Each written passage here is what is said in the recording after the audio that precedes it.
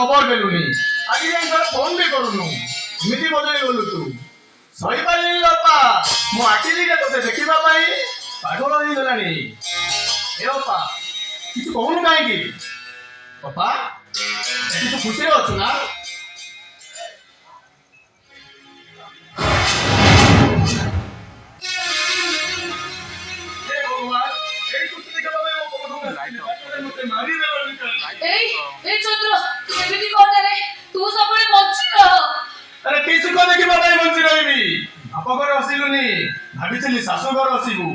भगवान सहिलेनी तो हस छड़े नेले जगा भाई रा कोन हेतिला तो जगा भाई शहर को काम को जीव को जाइतिले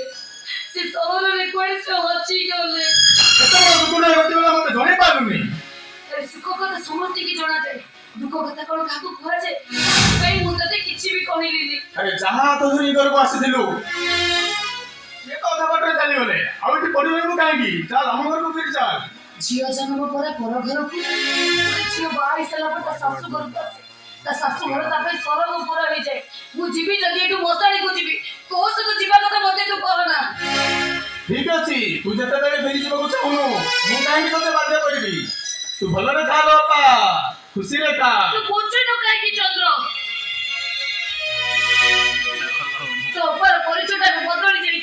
तो पर कार स्त्री कार बहु दुआ बदले बांधी सारी तो तुझे जाई परिबनी ए चंद्र मो को रागी ना रे तू जानि छु आज कोन राखी पुनेई रे से कथा जानिले मते कोन मिलिबो आदि तेली आउ को दिन जाए कि न जाए हेले राखी पुनेई रे मो बापा पाखे निश्चय पहुंचबी हेले मो बापा तो गलानी मु काई राखी कथा मने पकेइबी तू केम भाबिनु तो पर तो राखी बने कथा बोली जीवो तो पर सब बोली जीवो तो आज राखी बने कथा केबे भी बोली बनी देखिबो तो भाई सुंदर राखी दे ए देखिबो सुंदर है ना भाई भाई भौणी रो स्वराग छुई पडुची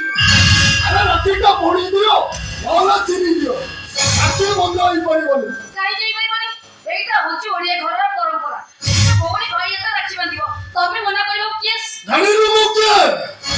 नौ निर्मल्य महापत्र नौ बिना अनुमति रे आइको गछर पतर खसेने देखो निमाजो मना करनी केते श्रद्धारे मु राखी टाणी मु जदी मो भाई एते ना बांधिबी से बहुत मन दुख करियो प्लीज निमाजो मना करनी तमे बरे जने भौणी रो भाई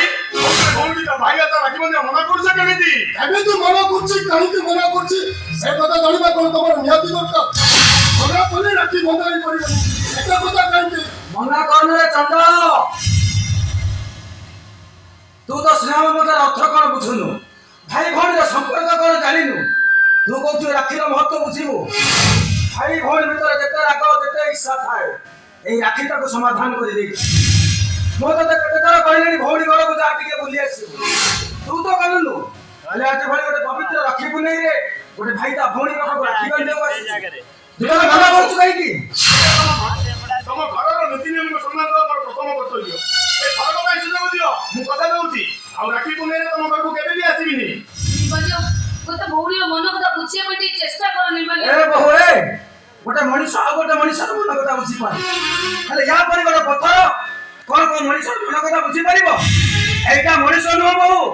एटा होची गोटे पत्थर एटा भारी नुह बहु एटा गोटे शत्रु अरे निर्मल्य हम जगन्नाथ संस्कृति रे भाई भौणी संपर्क एक पवित्र संपर्क अरे तू तो राखी बांधिया को मना करले अपा तू पर घर को चली आसिली बोली तो सदिना तो तोटू पर होई जाईची आ अपा बांधी दे राखी बांधी दे बहु मो तो ससुर कहूची तू तो भाई हाथ राखी बांधी दे मु देखिबी आ निर्मल तोर कोन करिवो और किसी करिवन नै सपटा मु पुलिस सागर करिवो नहीं मु मो भाई राखी बांधिबी तमे पुलिस को किछि भी कहनी राखी बांधिबा दरकार नै मते खाली कह सतटा कोन तो संग पड़ा पुलिस सत सत सत तू को तो भौणी की पागल कर दबो मु तो किछि पाई पाई तू मते किछि भी बता ना चली जा तू ठीक अछि तू जते फेरी जेबा को चाहूछु मु फेरी जाउची डरी गलु बहु तू पर जगन्नाथ संस्कृति रे झियो बांधी दे बहु मु तो ससुर कहूची तो भाई हाथ राखी बांधी दे ए चंद्र ए ଦୁନିଆରେ ମୁଁ ତ ଅପା ଡାକୁଛି ଯେତେ ଯାହା ହେଇଯାଉ ମୁଁ ତୋ ହାତ ରାକ୍ଷୀ ବାନ୍ଧିବି। ଅପା